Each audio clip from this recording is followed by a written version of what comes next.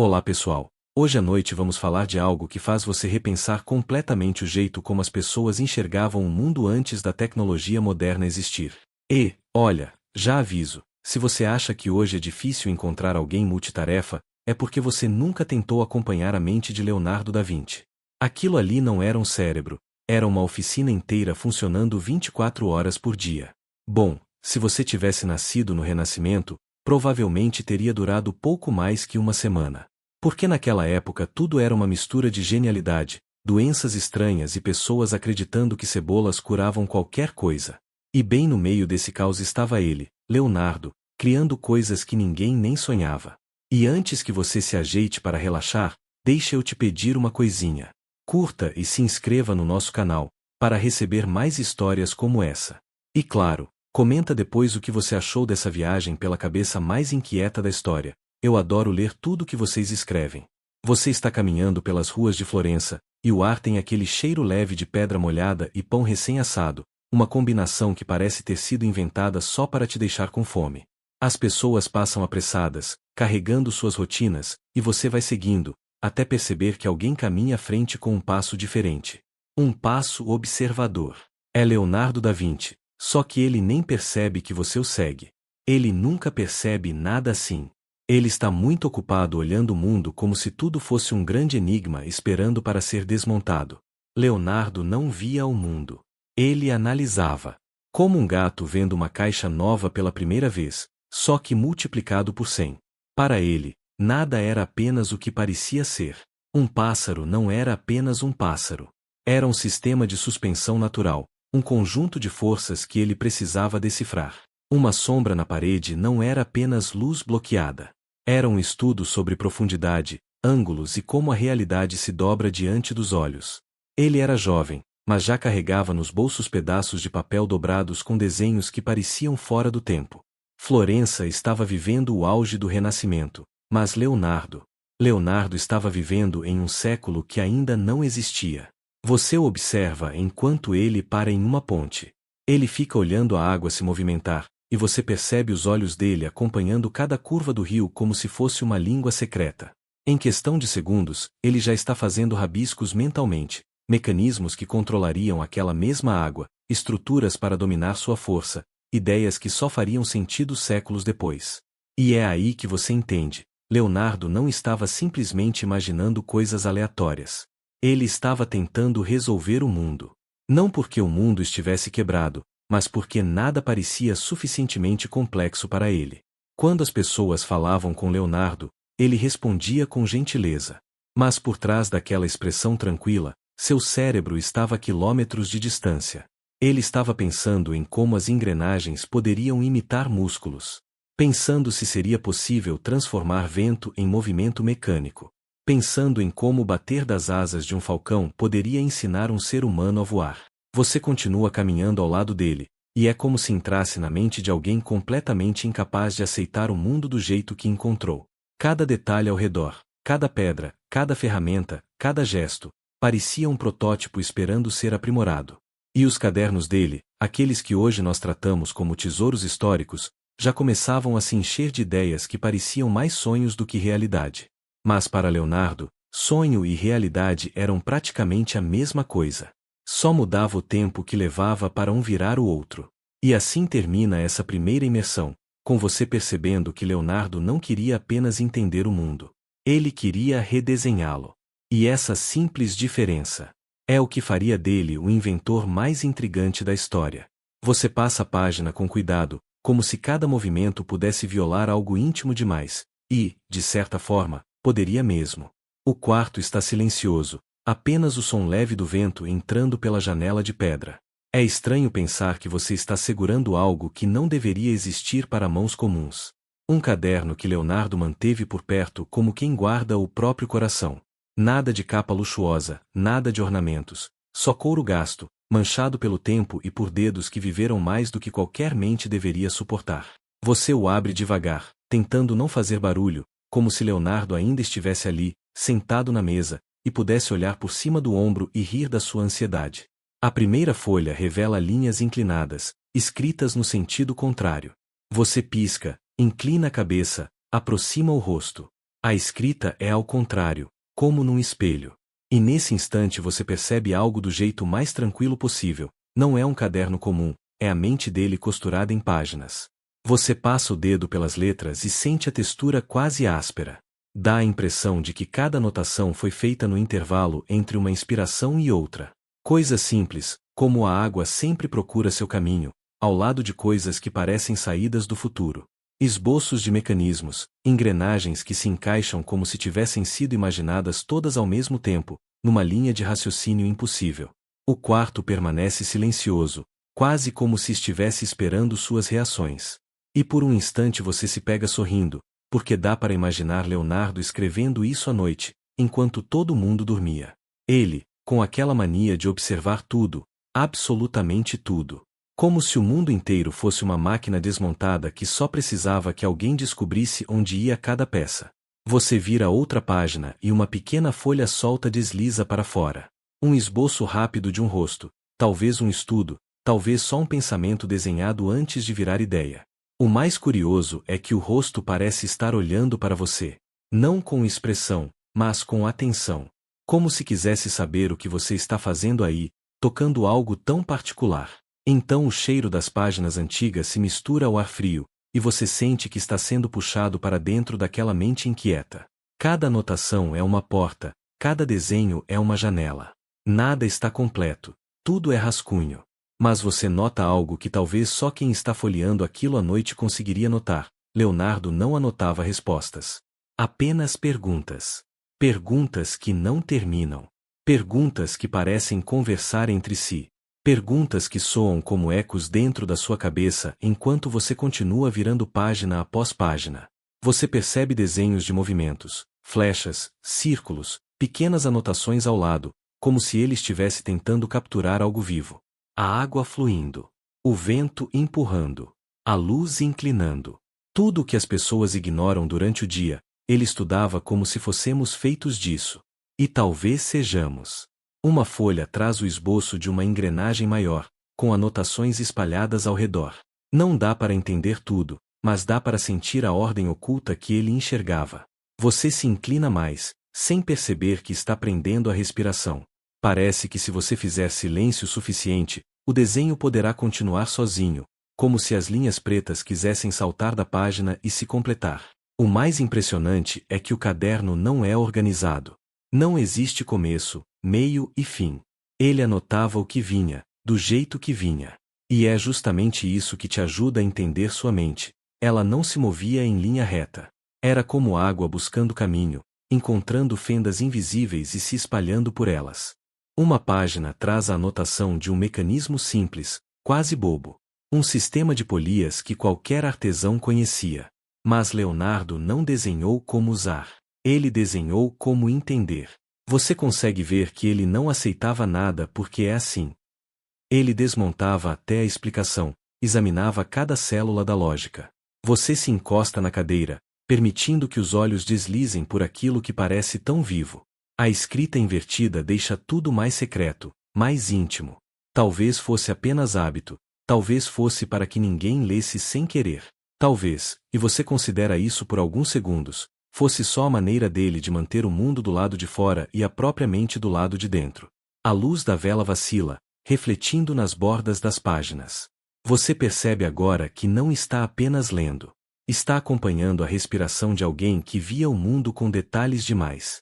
A cada anotação, você entende um pouco mais da tranquilidade inquieta que ele carregava. Um homem que observava uma poça de água com a mesma atenção que outros davam a guerras.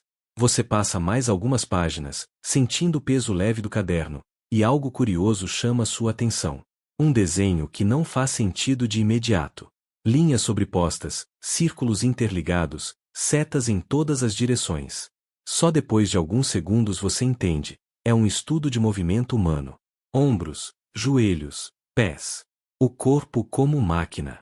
Não máquina fria, mas máquina viva. E aí ocorre algo sutil dentro de você. Pela primeira vez desde que abriu o caderno, sente que compreende um traço da personalidade dele.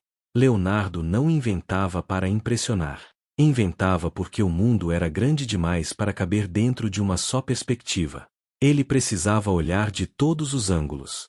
Ele precisava registrar o que via porque, se não registrasse, talvez explodisse por dentro.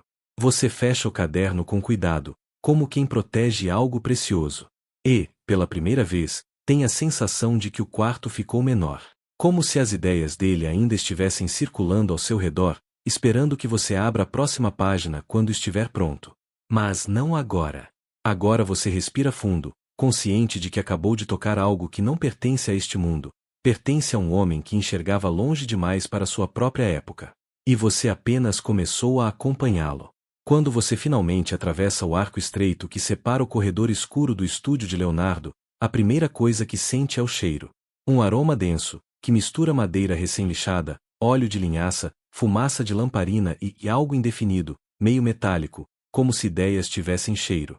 O lugar não é grande, mas parece infinito, porque cada canto tem alguma coisa acontecendo, algum experimento em andamento, algum objeto que você não entende totalmente, e que talvez ninguém além dele entenda. Você fica parado por alguns segundos, absorvendo tudo. É quase silencioso, exceto por um rangido suave de cordas tensionadas e o leve sussurro do vento entrando por uma janela alta. A luz é dourada e quente, iluminando partículas de poeira que dançam devagar, como se até elas estivessem com preguiça de cair no chão. Você caminha, sempre no presente, sempre observando, e percebe que cada mesa parece contar uma história.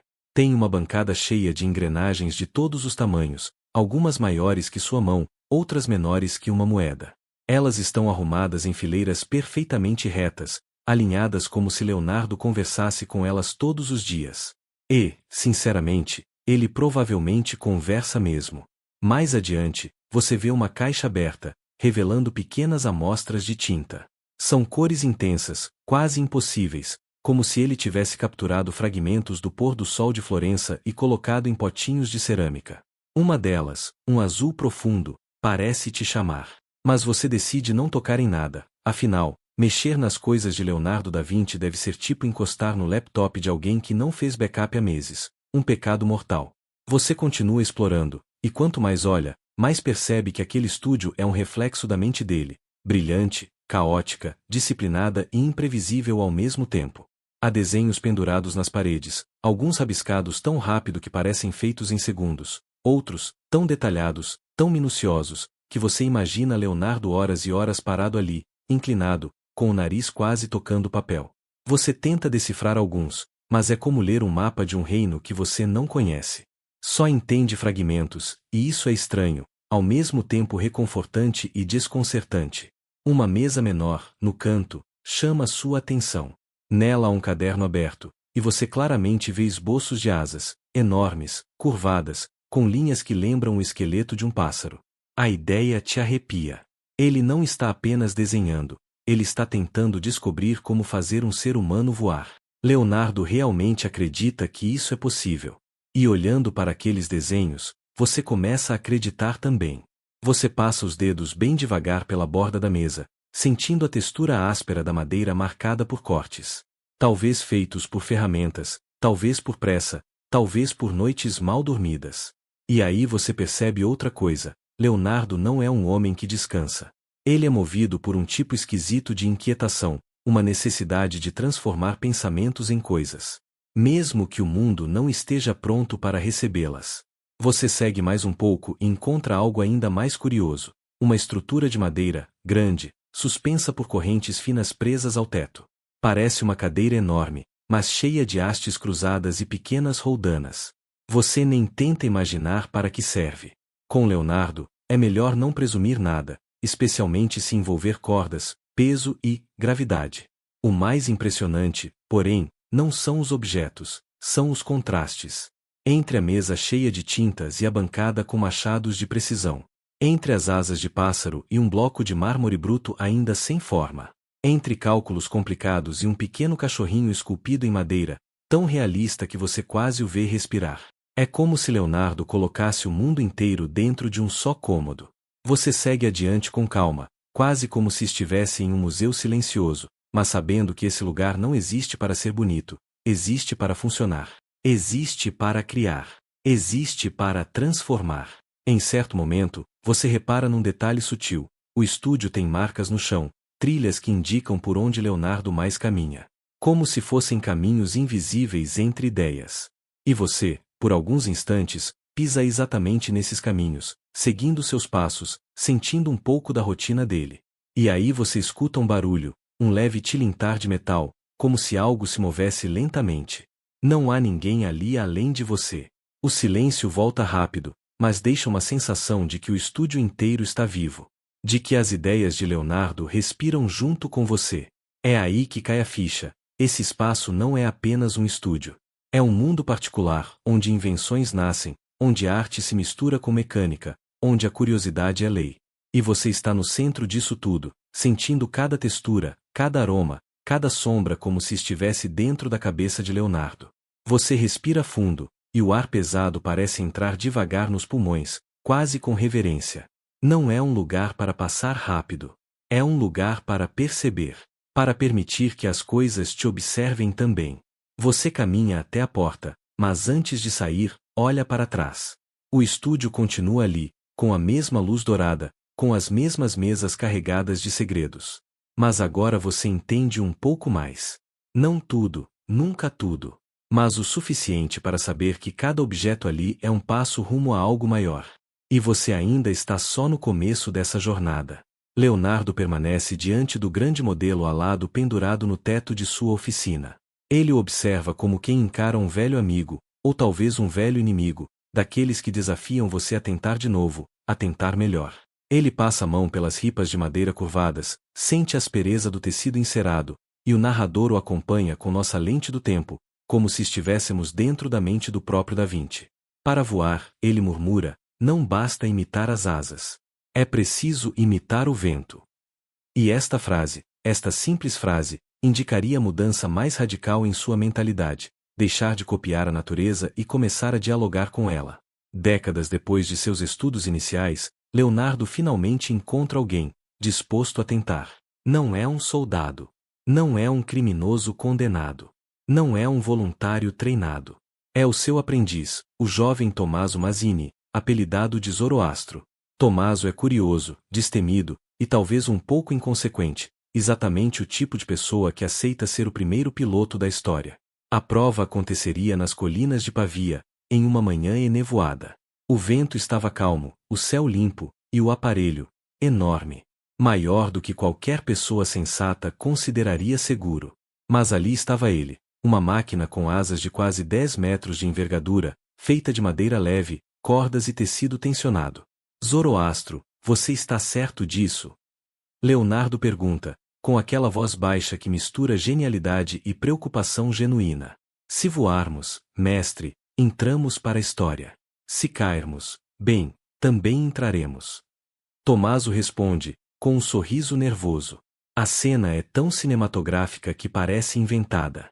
Mas não, o evento foi registrado por um contemporâneo de Leonardo. Tommaso se posiciona na beira do penhasco. A máquina é presa ao seu torso como uma carapaça gigante. O vento levanta poeira. Leonardo segura a respiração. E Tommaso salta. Por alguns segundos, segundos preciosos, a máquina voa. Não cai de imediato. Não despenca como uma pedra. Ela planeia. De maneira instável, sim, mas planeia. Algo que, até então, era reservado apenas aos pássaros. Os registros dizem que Tommaso percorreu cerca de 200 metros antes de perder sustentação e cair nas vinhas da encosta. Sobreviveu com alguns ossos quebrados e o orgulho levemente amassado. Leonardo anotou apenas. O voo foi possível. A queda, previsível. É o comentário mais Da Vinci possível. Por que falhou? Da Vinci já sabia que o problema não estava no esforço humano, e sim na ausência de um controle aerodinâmico real. O projeto ainda dependia do balanço do corpo do piloto, sem superfícies móveis, sem lemes, sem flaps. A máquina voou, até o piloto perder o controle. Mas, para Leonardo, aquele pequeno triunfo, segundos no ar, poucos metros de glória, provava algo monumental. A humanidade nasceu para sonhar com asas. E talvez o erro não fosse tentar voar, mas sim tentar voar cedo demais. Depois da queda de Tommaso, Leonardo não abandona seu sonho. Pelo contrário, ele o reconstrói com mais método, mais observação e mais matemática do que qualquer pessoa antes dele. E aqui acontece algo crucial. Ele começa a registrar tudo. A posição do centro de gravidade. A angulação das asas. A relação entre velocidade e sustentação. O comportamento do ar contra superfícies curvas. Tudo isso, hoje, chamamos de ciência aeronáutica. Mas naquele tempo, ninguém tinha nem palavras para isso. Leonardo estava inventando uma nova linguagem, uma gramática do céu. E suas anotações revelam uma ideia que mudaria tudo. O ar pode ser vencido com o ar. Uma frase simples, mas que antecipa o conceito de força de sustentação, séculos antes de qualquer laboratório, de qualquer urai, de qualquer motor. Se até aqui vimos as asas, os saltos, os experimentos quase suicidas e os primeiros segundos de voo humano, o que vem a seguir revela a parte mais surpreendente. Leonardo não imaginou só asas. Ele imaginou helicópteros, paraquedas, turbinas, e até ideias que só seriam compreendidas 400 anos depois. Leonardo observa a enorme sala da oficina agora tomada por desenhos pendurados, modelos de madeira e rodas dentadas espalhadas pelo chão. A luz entra pelas janelas altas, criando sombras que parecem se mover junto com as ideias dele. A cada passo, ouvimos o render do piso antigo, como se o próprio ambiente estivesse cansado de tentar acompanhar o ritmo daquela mente. Ele se aproxima de uma grande bancada onde repousa o que, à primeira vista, parece um tambor de madeira com tiras de tecido enroladas em espiral. É o protótipo de seu parafuso aéreo, aquele que séculos depois seria reconhecido como o ancestral do helicóptero moderno. Leonardo coloca as mãos sobre o modelo e gira levemente o eixo. A superfície helicoidal se desloca pelo ar e, ainda que de forma sutil, é possível sentir uma resistência diferente. A ideia era simples, mas ousada demais para seu tempo. Se o ar pode carregar asas, também pode empurrar superfícies em espiral. O problema era a força necessária. Em suas anotações, Leonardo já admitia que homens não teriam energia suficiente para fazer a máquina subir. Ainda assim, ele insistia na forma, como se a forma fosse uma promessa para o futuro. Enquanto trabalha, murmura para si mesmo. Um dia, quando houver força suficiente, isso voará. Ele não sabia como, não ainda, mas sabia que o conceito era sólido. E essa certeza sempre foi o combustível de sua teimosia genial. Do outro lado da oficina, outro artefato chama atenção, um grande paraquedas piramidal feito de linho resistente. É quase cômico pela quantidade de costuras e pelas barras de madeira que sustentam sua estrutura rígida. Ao lado dele, uma anotação que hoje parece profética. Um homem poderá lançar-se de qualquer grande altura e não se ferirá. A segurança dessa afirmação contrasta com o fato de que jamais houve um registro de alguém realmente testando o protótipo. Talvez Leonardo tenha considerado a possibilidade, mas não o risco. Talvez tenha calculado que seu tempo era melhor empregado criando do que saltando. Ou talvez simplesmente não tenha encontrado ninguém louco o suficiente para tentar. Ainda assim, séculos depois, quando o paraquedas de Da Vinci finalmente foi construído por engenheiros modernos, ele funcionou exatamente como previsto. 400 anos antes de existir tecido adequado, materiais leves ou conhecimento aerodinâmico real, Leonardo já tinha desenhado algo funcional. Essa é a parte difícil de compreender sobre sua mente. Ele não inventava para o presente. Ele inventava para os séculos. Próximo ao paraquedas, repousa um conjunto de cilindros conectados por engrenagens. São modelos das primeiras ideias de um motor movido à energia mecânica, que Leonardo acreditava poder amplificar força humana com uma precisão nunca antes vista. Rodas pequenas giram dentro de rodas maiores, criando um movimento contínuo que lembra vagamente o que mais tarde se tornaria a lógica de motores industriais. Cada movimento gera outro movimento, anota ele. A máquina deve ser uma extensão do corpo. O mais impressionante é como todas essas invenções, o helicóptero, o paraquedas, as turbinas, os mecanismos autônomos, surgem dentro de um contexto em que nada disso era possível. A Itália renascentista mal tinha estradas decentes. A metalurgia ainda estava engatinhando. E os conceitos de força, pressão e aerodinâmica nem existiam como disciplinas. Mas Leonardo não precisava que existissem. Ele inventava primeiro e deixava o mundo descobrir depois. Perto dali, pendurado por ganchos de ferro, está o gigante traje subaquático.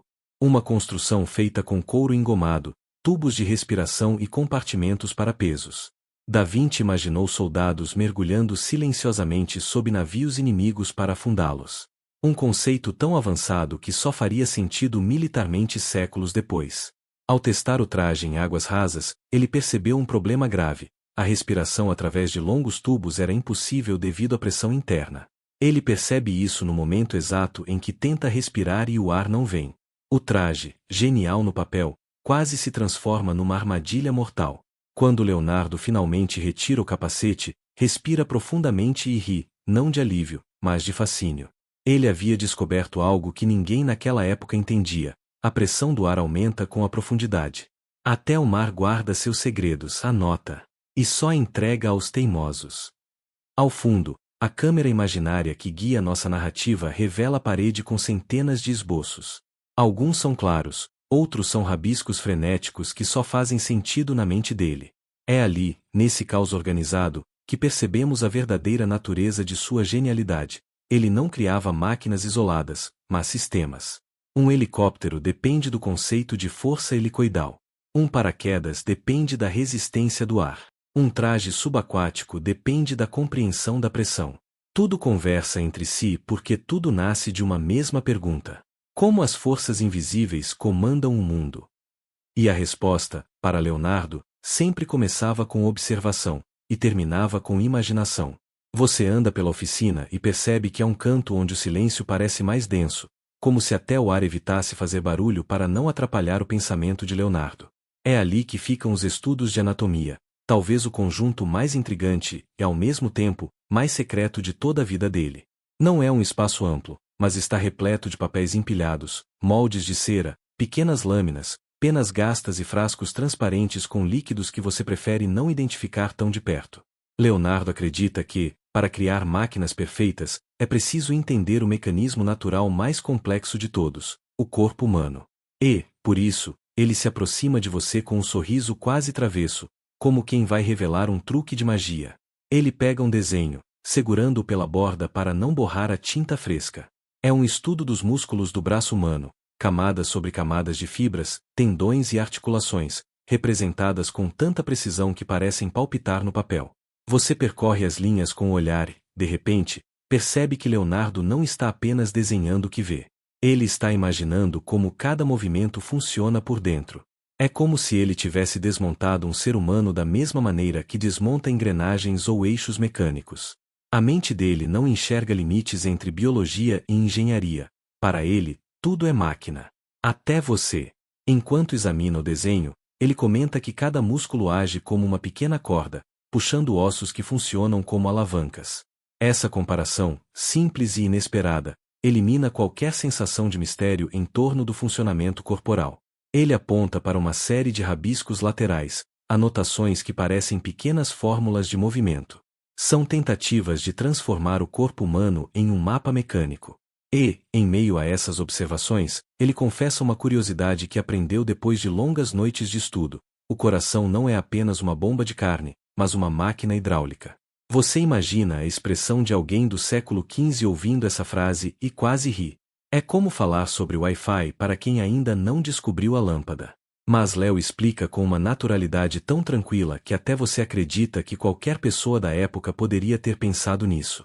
A oficina parece ficar mais fria quando ele se aproxima de uma mesa estreita coberta por panos brancos.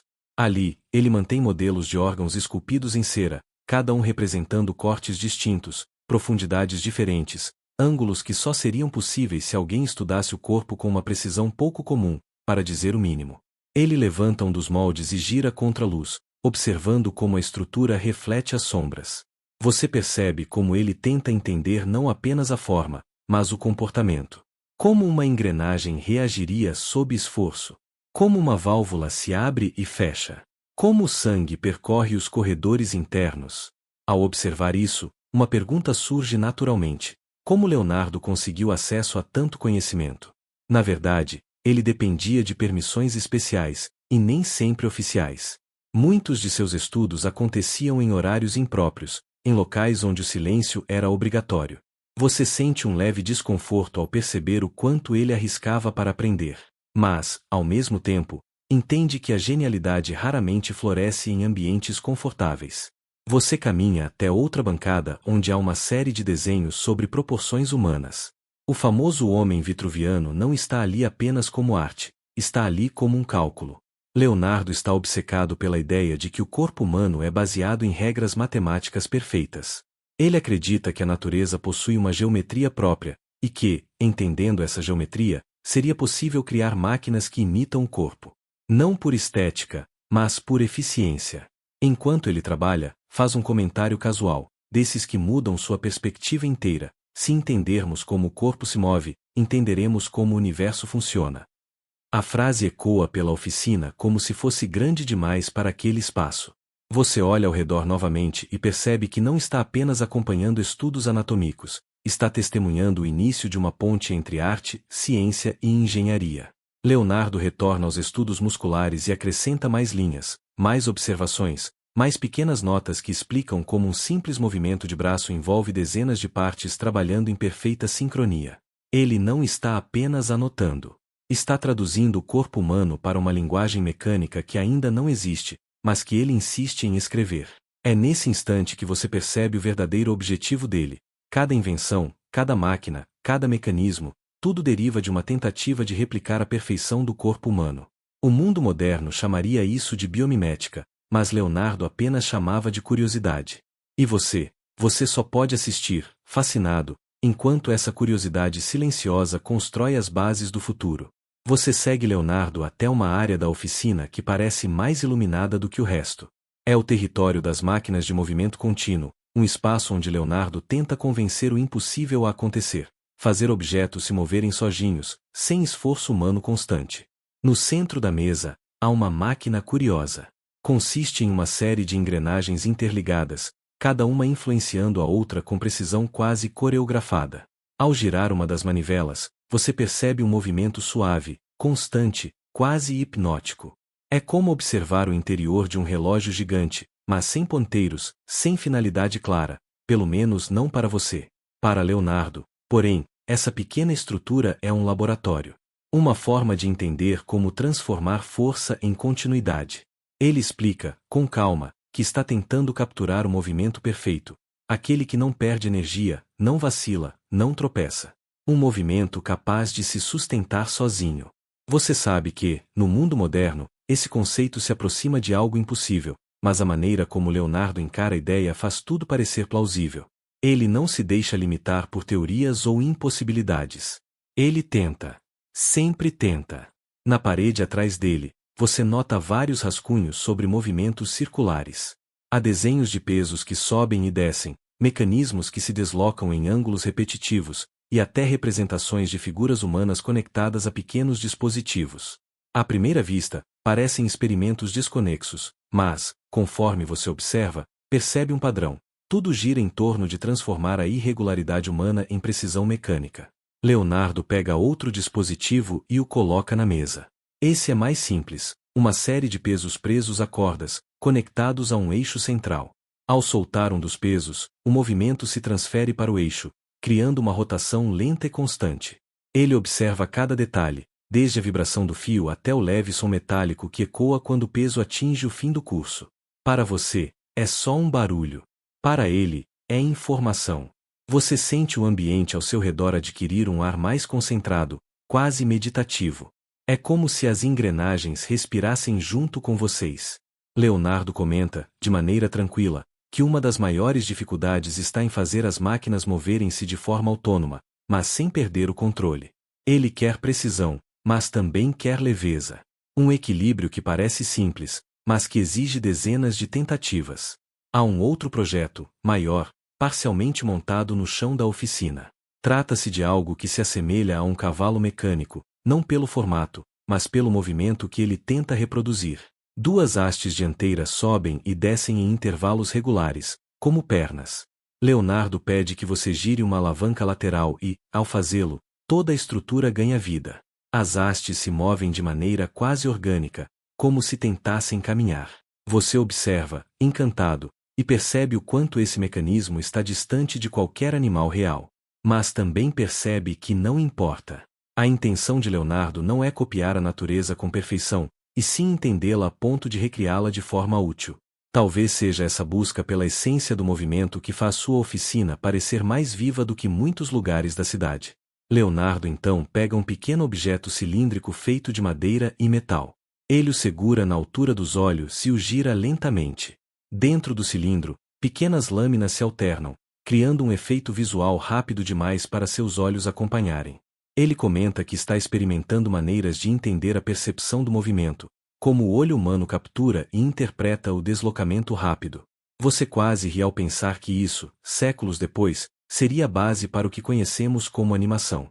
Enquanto observa todos esses mecanismos, você percebe que Leonardo não enxerga a máquina apenas como ferramenta. Para ele, é quase como uma extensão da própria imaginação, uma forma de tornar visível o que a mente cria. O metal é o tradutor das ideias. As engrenagens são as palavras. O movimento é a história. Ele te entrega uma pequena peça em forma de espiral e pede que você tente adivinhar sua função.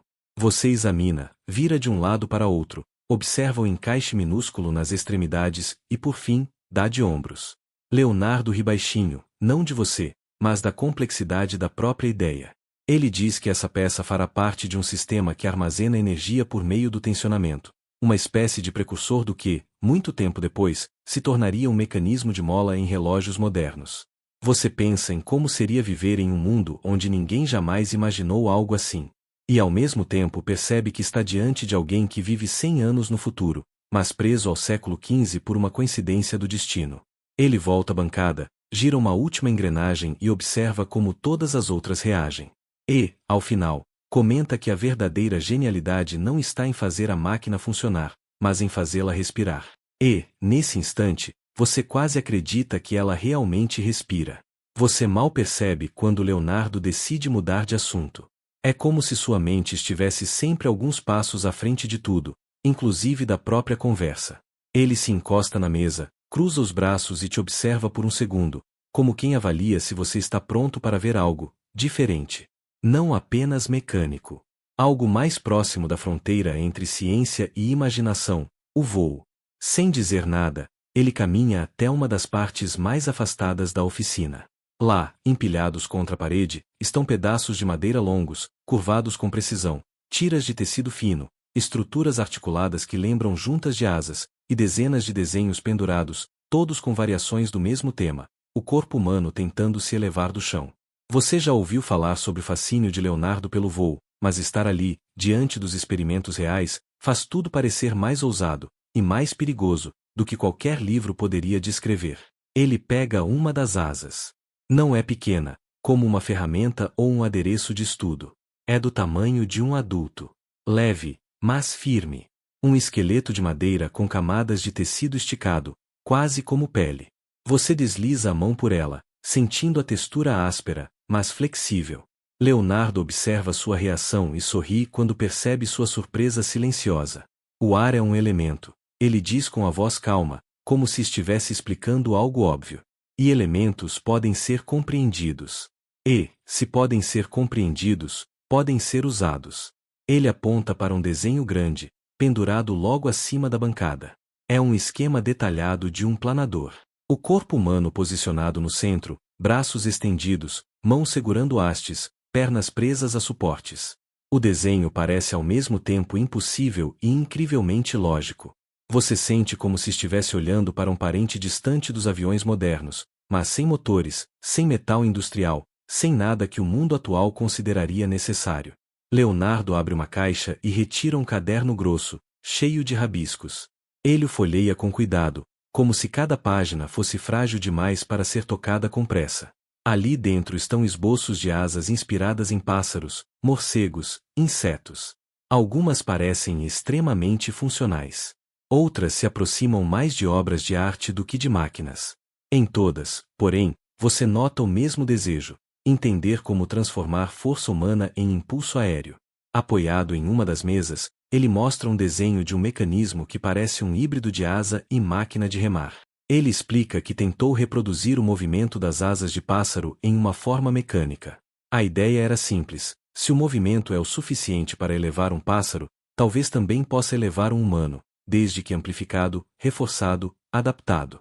Você imagina a cena por um instante: um homem no topo de uma colina, preso a uma estrutura enorme, tentando impulsionar o próprio corpo para longe da Terra. A imagem é quase cômica, mas ao mesmo tempo profundamente corajosa.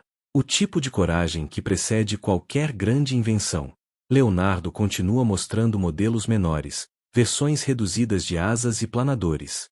Ele solta um dos protótipos e o arremessa suavemente pelo espaço da oficina. Ele desliza alguns metros, balança um pouco e cai. Mas por um breve momento, voa. Você sente sua respiração prender quando percebe isso. Ele ri da sua reação e comenta que o problema não é a asa. É o humano. O corpo humano pesa demais e produz pouca força.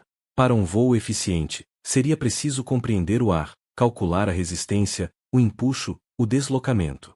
Ele acredita que um dia será possível. Talvez não em sua vida. Talvez nem em um século. Mas será possível. Você percebe que, para Leonardo, cada tentativa frustrada não é uma falha, é apenas mais um passo. Uma informação nova. Uma oportunidade de ajustar a próxima versão. É como se a paciência fosse uma engrenagem invisível em todas as suas criações. Ele então pega uma das estruturas mais impressionantes, uma asa dupla articulada, com mecanismos que imitam o movimento de dobrar e esticar. Ele te pede para levantá-la. Você ergue com esforço e percebe que, apesar da leveza surpreendente, a dimensão da peça faz você se sentir pequeno. Leonardo posiciona a asa no chão e demonstra como ela deveria se mover se estivesse conectada ao corpo de alguém. É um movimento fluido, quase natural. Quase. Mas a palavra quase parece ser uma visitante constante na oficina dele. Em seguida, ele te leva até uma janela. De lá, você consegue ver uma colina ao fundo. Ele aponta para ela como se fosse um palco. Diz que se imagina ali, testando suas invenções, sentindo o vento bater no rosto, vendo o chão ficar pequeno, nem que fosse por alguns segundos. E, de repente, você entende, Leonardo não quer apenas construir máquinas. Ele quer sentir o impossível. Ele quer provar que a imaginação não é limitada pela realidade, apenas atrasada por ela. De volta à mesa, ele fala sobre uma experiência que fez há pouco tempo, uma espécie de paraquedas primitivo. Uma estrutura em forma de pirâmide, feita com tecido e madeira. Ele acredita que pode permitir que alguém desça de uma altura considerável com segurança. Você tenta imaginar a prática disso e sente um arrepio percorrer suas costas. A coragem necessária para testar algo assim é quase tão impressionante quanto a invenção em si. O ambiente parece mais silencioso quando Leonardo recoloca a asa no canto. Você percebe que, ali na oficina, o voo não é apenas um estudo, é um sonho. Um sonho persistente, insistente. Um sonho que atravessa as décadas e, de certa forma, atravessa você também. Quando ele retorna para perto de você, seus passos são lentos, reflexivos. Ele comenta que o ser humano sempre olhou para o céu em busca de respostas, mas talvez a verdadeira revelação esteja no movimento, no modo como o ar se comporta, como acolhe ou rejeita o corpo. E você, mesmo sem conseguir explicar, sente que entende o que ele quer dizer. Leonardo se recosta na mesa, respira fundo e, com um brilho suave nos olhos, murmura: um dia, alguém vai continuar isso. E, de algum jeito, parece que ele está falando diretamente com você. Ele pega uma pequena caixa de madeira, abre devagar e revela engrenagens minúsculas, rodas dentadas, eixos, molas rudimentares, tudo organizado com uma precisão que chega a ser reconfortante. Você percebe que, ao contrário das asas grandiosas e dos experimentos ousados, aqui estamos entrando no território mais íntimo de Leonardo. A engenharia miúda, aquela que depende de paciência, observação e uma espécie de poesia matemática que poucos conseguem enxergar. Sem dizer nada, ele encaixa duas engrenagens, gira uma delas, e a outra responde com um movimento suave, contínuo. Ele observa com o canto do olho, esperando ver se você entende a beleza daquilo. E sim, você entende. Mesmo sem dominar a técnica, percebe que está diante de um homem que vê movimento onde os outros veem madeira. Que vê ritmo onde os outros veem apenas rodas. Que vê possibilidades onde o mundo só enxerga limites. Com cuidado, ele pega uma geringonça mais complexa, uma pequena máquina composta por engrenagens de tamanhos variados, conectadas a uma haste que se move para cima e para baixo quando ele gira uma manivela. O movimento é contínuo, como uma respiração mecânica. Ele te entrega a manivela, e, quando seus dedos tocam o metal frio, você sente o peso daquela simplicidade engenhosa.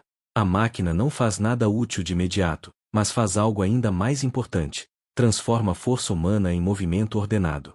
Leonardo observa você girar a manivela e responde com um sorriso que mistura orgulho e leveza.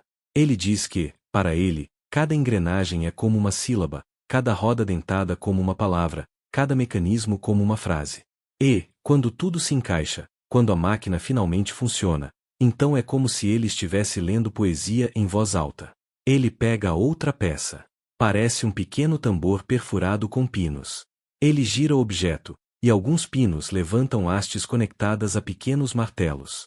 Eles batem em sequência, produzindo sons ritmados, quase como uma pequena música estruturada. Você percebe que está olhando para um ancestral distante das caixas de música modernas. Leonardo comenta que imagina mecanismos capazes de tocar melodias sem intervenção humana, apenas por meio de precisão e repetição. Então, ele te mostra algo ainda mais delicado: um pequeno dispositivo feito para simular o movimento de asas de insetos. Ele gira a manivela e o movimento rápido, vibrante, te surpreende. Você se aproxima instintivamente, acompanhando cada vibração como se estivesse observando uma criatura viva. Ele comenta que máquinas pequenas podem ensinar grandes princípios, e que, às vezes, a resposta para uma invenção gigantesca começa observando algo quase invisível. Depois disso, ele abre uma gaveta e tira pequenos pesos de metal, eixos cilíndricos e polias minúsculas. Com a agilidade de quem faz isso centenas de vezes ao dia, ele monta um sistema de roldanas tão pequeno que quase parece um brinquedo. Mas quando ele solta um dos pesos, você vê o conjunto reagir, precisa, silenciosa e perfeitamente coordenada, como uma dança ensaiada dezenas de vezes. Você percebe algo curioso: as pequenas máquinas dele não são apenas experimentos. São estudos. São exercícios. São ensaios para algo maior. Aqui, onde o mundo é reduzido a centímetros, Leonardo testa ideias que, mais tarde, ele pode ampliar para o tamanho de uma torre, de uma ponte, de uma obra monumental. Ele te entrega um dos mecanismos. Não muito pesado, mas meticulosamente construído. É uma pequena bomba manual com pistão. Ele gira a alavanca e a água, que Leonardo havia colocado discretamente em um copo, sobe pelo tubo e cai do outro lado. Ele comenta que está tentando melhorar a eficiência da bomba d'água, e, enquanto você observa o movimento do pistão, percebe que aquilo não é apenas utilidade, é estética. É ordem. É Leonardo transformando esforço em elegância. Enquanto ele trabalha, você nota que a luz da oficina muda. O sol está mais baixo, atravessando as janelas com aquele brilho dourado que deixa tudo com aparência de lembrança. Leonardo parece não perceber a passagem do tempo. As engrenagens continuam girando. As pequenas máquinas continuam respirando. O mundo lá fora diminui, e só a oficina importa. Ele se aproxima novamente da bancada maior e abre outro caderno, repleto de esquemas de mecanismos extremamente complexos. Alguns parecem impossíveis, sequências de engrenagens que movem braços articulados, mecanismos que poderiam automatizar tarefas que hoje você só associa a máquinas industriais. É como se ele estivesse décadas, talvez séculos, à frente de seu próprio tempo. Enquanto ele vira as páginas, você tenta entender o que passa na cabeça dele. Por que criar algo tão pequeno, tão delicado?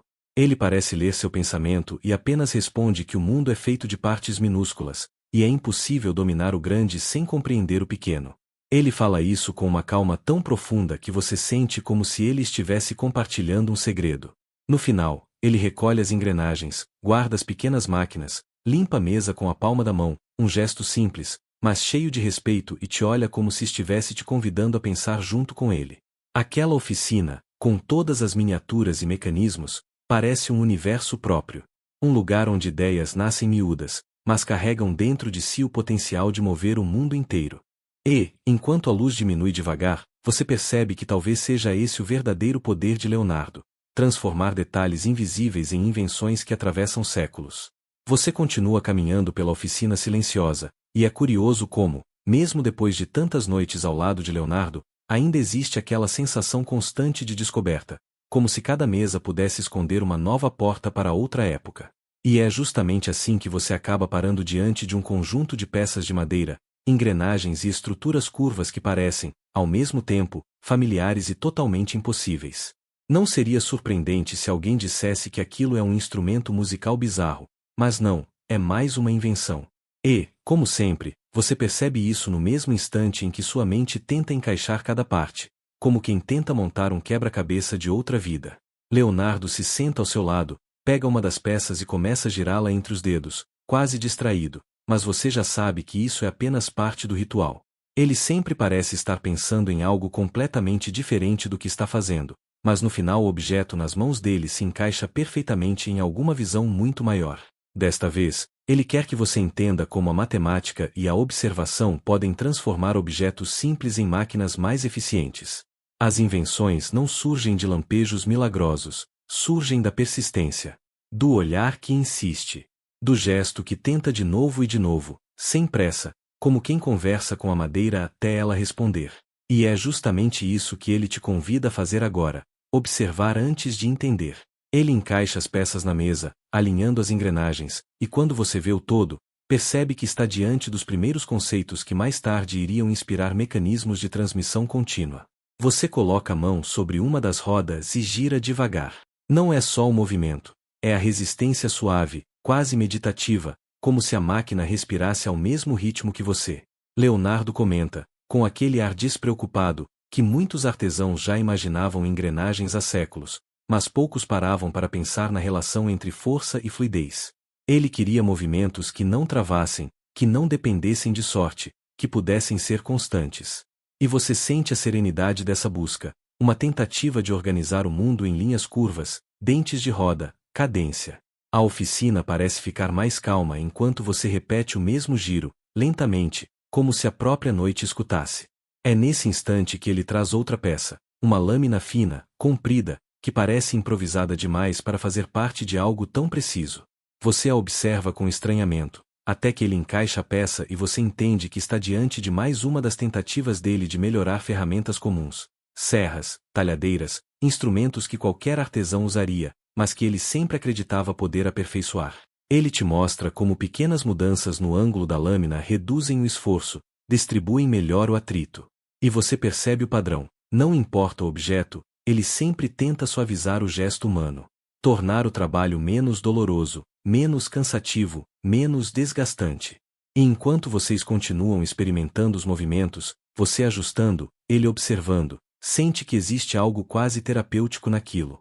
É como se cada repetição de um mecanismo antigo lembrasse que a vida tem ritmos mais lentos, que as coisas se revelam com paciência. A cada giro, a cada encaixe, você percebe que essa é uma das verdades mais discretas do universo de Leonardo. A genialidade não precisa ser grandiosa. Às vezes, ela está só no detalhe que ninguém reparou. E claro, ele faz um comentário leve, quase brincando, dizendo que se você tivesse vivido naquela época, certamente teria se frustrado com as ferramentas pesadas e nada práticas que existiam. E ele tem razão. Você ri baixinho enquanto imagina tentando serrar qualquer coisa com a precisão de um tiranossauro usando palitos. A imagem é tão absurda que até Leonardo sorri do seu lado, embora ele provavelmente não tenha entendido metade da piada. Mas a verdade é que a invenção dele, ou melhor, as invenções, fazem você sentir como se estivesse testemunhando o surgimento de ideias que, muito tempo depois, se tornariam fundamentais para milhares de máquinas modernas. Ele não pretendia criar o futuro, mas criava mesmo assim, passo a passo, engrenagem por engrenagem. Quando vocês terminam de montar e testar o protótipo, a oficina está ainda mais silenciosa. Só o som dos seus dedos deslizando na madeira permanece, como se estivesse guardando a memória daquele instante. Leonardo recolhe as peças, organiza tudo com a mesma calma de sempre, e você se dá conta de que não está aprendendo sobre máquinas, está aprendendo sobre paciência, sobre enfoque, sobre olhar o mundo com mais suavidade. E, enquanto a noite avança, você se levanta devagar, já sentindo que a próxima invenção pode estar a poucos passos de distância. Você segue adiante, acompanhando Leonardo para longe das máquinas de guerra e dos experimentos perigosos. Quanto mais você caminha ao seu lado, mais percebe que existe uma outra camada por trás daquele homem que todo mundo chama de gênio, algo mais silencioso, algo que vive no intervalo entre uma invenção e outra. É como se o mundo inteiro acreditasse que Leonardo funciona como um relógio, mas, na verdade, ele funciona como uma maré. Ele avança, recua, observa, retorna, e só depois cria.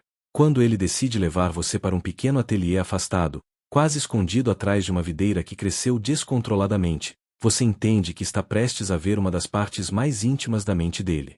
Não há soldados, não há aristocratas exigindo armas impossíveis, não há patronos ansiosos. Só existe ele, e o universo que ele está tentando decifrar há décadas. Você entra devagar, sentindo o cheiro de madeira antiga e pigmento moído. O espaço não é grande, mas é organizado de um jeito estranhamente funcional. Mesas inclinadas, modelos em argila, caixas cheias de ferramentas que parecem recém-desenterradas de uma era futura. Tudo aqui pulsa com uma energia peculiar, como se cada objeto tivesse sido colocado no lugar com a intenção de responder a uma pergunta que ainda nem existe. Leonardo se aproxima de uma mesa e ergue uma estrutura feita de anéis concêntricos. Você precisa de um momento para entender do que se trata. No começo, parece um amontoado de círculos, mas quando ele gira a base, os anéis começam a se mover em direções diferentes, criando um movimento que lembra uma dança lenta e contínua. Você reconhece aquilo, é um modelo astronômico. Não um mapa do céu como os padres costumam usar, mas uma tentativa de representar o cosmos como ele realmente se move. Ele quer saber se você enxerga o movimento ou o mecanismo, se você olha para o céu ou para a máquina. Quando você finalmente responde, ele faz um gesto afirmativo, satisfeito. Então desmonta o modelo com a mesma calma de quem desmontaria uma fruta madura antes de comer. As peças se separam, revelando uma engenharia inesperada, barras finíssimas, articulações calculadas no limite da precisão. Aquela estrutura parece mais moderna do que qualquer coisa que pertença ao século em que você está.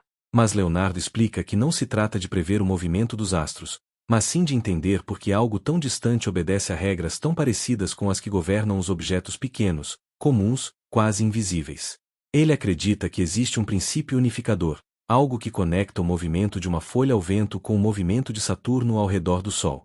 E você percebe que, embora ninguém ainda use essas palavras, Leonardo está descrevendo física. Não física como disciplina acadêmica, mas física como uma espécie de fonte natural que ele insiste em beber diretamente, sem intermediários. De repente, ele caminha para outra mesa e retira um caderno. O papel está gasto, as bordas curvadas pelo tempo e pelos muitos trajetos dentro da bolsa dele. Ao abrir, você encontra desenhos de líquidos caindo, girando, respingando, formando redemoinhos que parecem pequenos universos turbulentos presos em caixas de tinta. Ele aponta para um deles, um redemoinho que se afunila no centro, quase como um olho. A água escapa do mundo por aqui, ele comenta, e você quase ri, achando que foi uma brincadeira. Mas não foi. Ele realmente está tentando encontrar o ponto exato em que a natureza revela a si mesma através do movimento. Entre esses desenhos, há pequenas anotações sobre como líquidos se comportam quando batem em superfícies, sobre como a luz se dispersa dentro de gotas d'água, e até sobre como poeira suspensa se move quando você respira devagar. Não é estudo de pintura.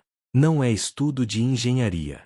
É estudo da vida, e você percebe novamente que Leonardo não pertence ao mesmo conjunto limitado de categorias que prendem as pessoas comuns. Enquanto você observa, ele pega um pequeno recipiente com água tingida e derrama sobre uma bandeja inclinada. A água corre, formando trilhas instáveis.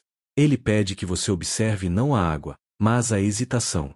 Aquele microinstante em que ela não sabe se deve seguir pela esquerda ou pela direita, e faz um movimento imperceptível antes de se decidir. Você entende, então, que Leonardo não está interessado em respostas. Ele está interessado naquele intervalo de indecisão onde tudo ainda é possível. É ali que ele mora. É dali que suas invenções nascem. Depois de limpar as mãos, Leonardo leva você até uma caixa de madeira larga. Ao abrir, você encontra instrumentos ópticos que lembram telescópios em miniatura. Lentes convexas, cilíndricas, arranjos que parecem loucura para a época.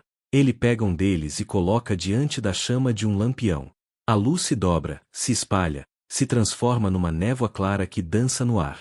Você sente que está prestes a testemunhar mais uma centelha de genialidade, mas dessa vez, há algo mais tranquilo no ar. Não é sobre máquinas voadoras, nem sobre anatomia, nem sobre armas. É sobre a simples magia de observar como a luz decide existir. Leonardo gira a lente e você vê cores surgirem onde não havia cor.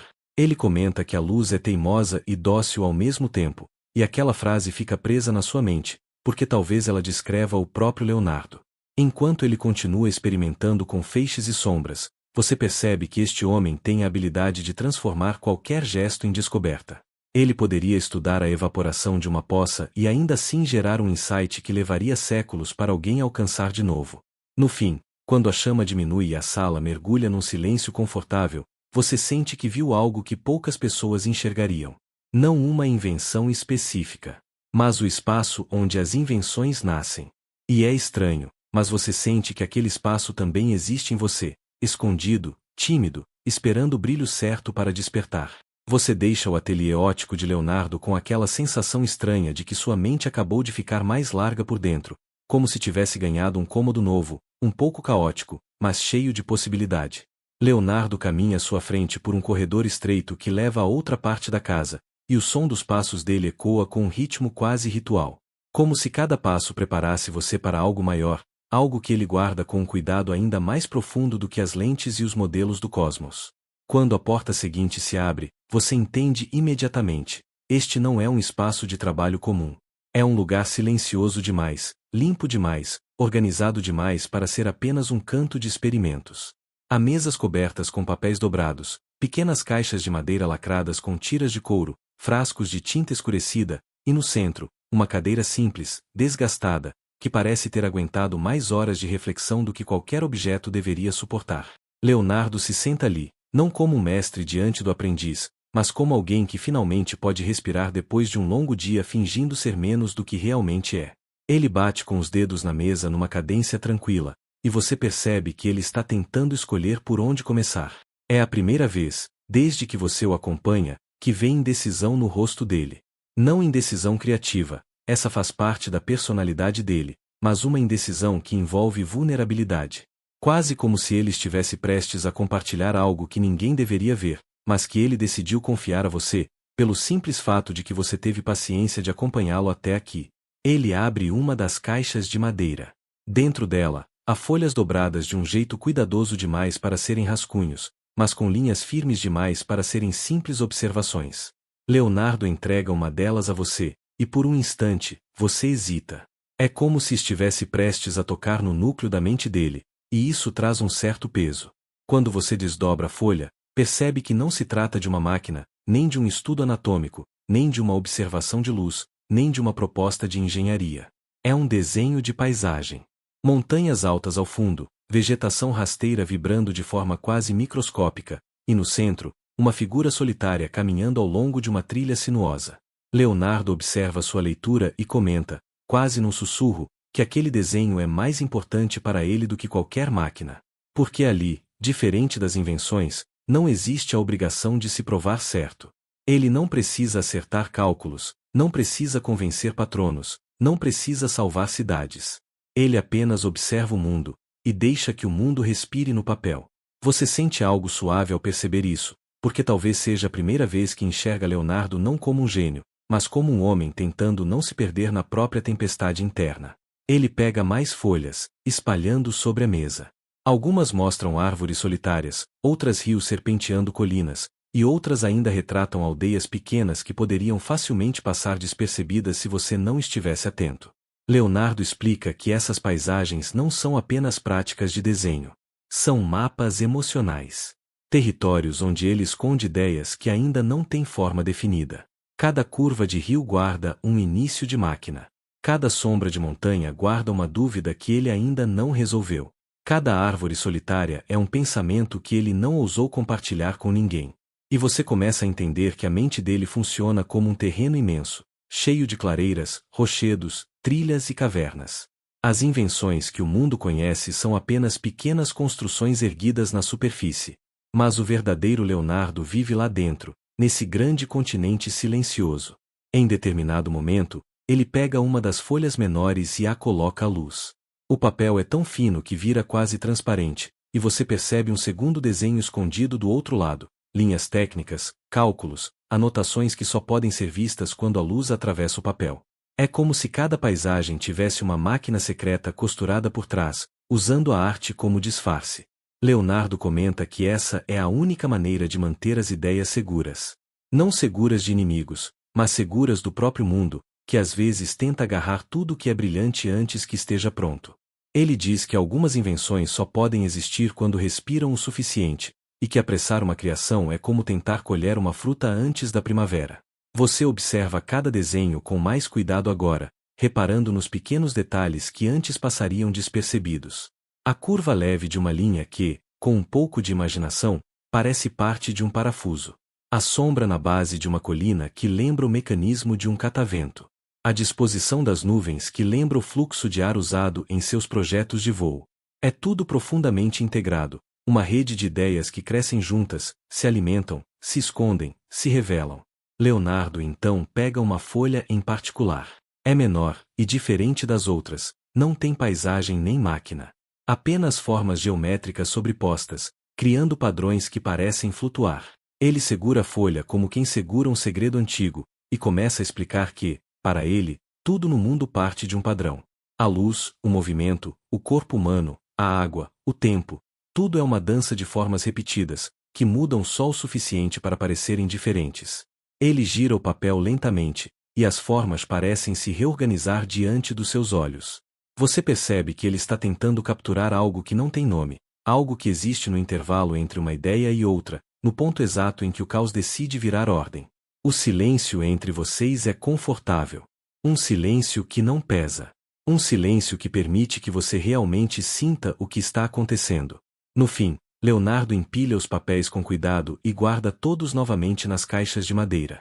Você percebe que viu algo que quase ninguém vê, não a genialidade dele, mas o processo delicado, silencioso e profundamente humano que sustenta essa genialidade. E quando ele fecha a caixa e respira fundo, você entende que está cada vez mais perto do coração das invenções que mudariam o mundo séculos depois. Depois de acompanhar tantas invenções, tantas engrenagens que só existiam porque a mente de alguém se atreveu a imaginar o impossível, você sente uma calma curiosa preencher o ar.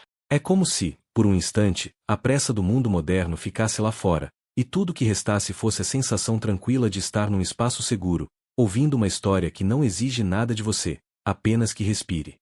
A luz ao seu redor parece amaciar, como se deslizasse pelas superfícies com a mesma gentileza com que Leonardo esboçava suas linhas intermináveis. Você percebe que, apesar de todas as máquinas, cálculos e experimentos, existe uma serenidade profunda em observar alguém tão obcecado em entender o mundo. E, de algum jeito, essa serenidade vai se espalhando por você também. Seu corpo afrouxa um pouco.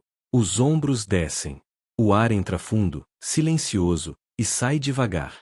Nesse ritmo mais lento, você quase consegue ouvir aquele som suave de folhas sendo viradas, como se estivesse sentado ao lado de um caderno antigo, absorvendo um pensamento depois do outro. Sem pressa, sem obrigação de acompanhar tudo, apenas deixando as ideias fluírem. É engraçado como, quando você desacelera, o mundo começa a parecer mais simples.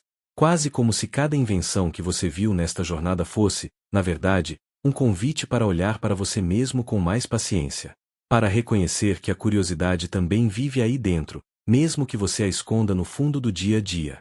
O ambiente fica ainda mais tranquilo. Você imagina uma janela entreaberta, deixando entrar um vento leve, daquele que move cortinas devagar. E, enquanto esse vento passa, você sente o pensamento se aquietar. Deixa que qualquer tensão se dissolva, como tinta numa água clara. Agora, basta deixar o descanso te encontrar. Você fez o suficiente. Você entendeu mais do que imagina. E, por esta noite, tudo que importa é essa calma suave envolvendo você, como um cobertor que ninguém tem pressa de tirar. Boa noite e bons sonhos.